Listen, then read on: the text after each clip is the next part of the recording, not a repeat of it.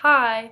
So for Project One, I decided to do an interview with someone of a different ethnicity than me, as I thought it would be interesting to learn how they adapted when coming to the United States and what it was like for them to learn a new language, a new culture, and ultimately learn how to fit in.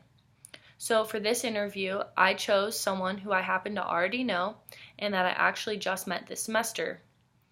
I volunteer at an assisted living home, and I got the chance to have conversations and interact with this woman named Teresita, who is of Mexican origin.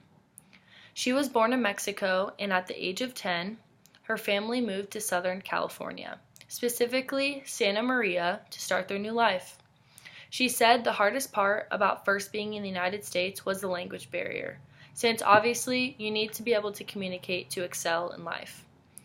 She then told me how Santa Maria had a lot of fruit farming, which her father was employed in, and that was a very Hispanic community since they would take lower pay.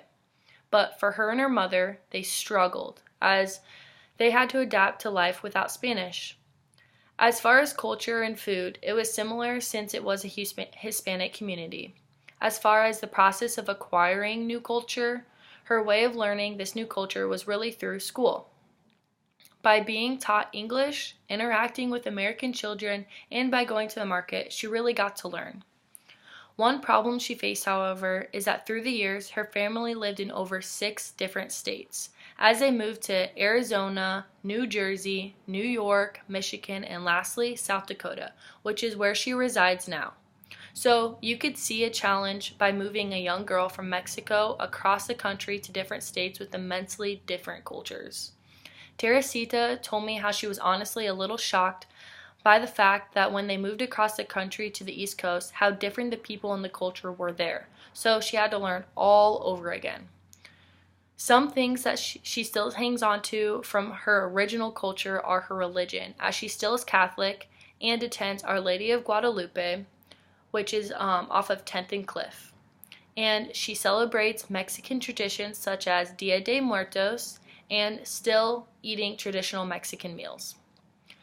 Where she veered from is speaking Spanish as her main language, celebrating Mexican holidays as she mostly celebrates the American holidays, and instead of dressing how she used to dress in Mexico for special events, she now dresses casual in dress pants and button-up shirts for American events such as weddings, birthday parties, and holidays.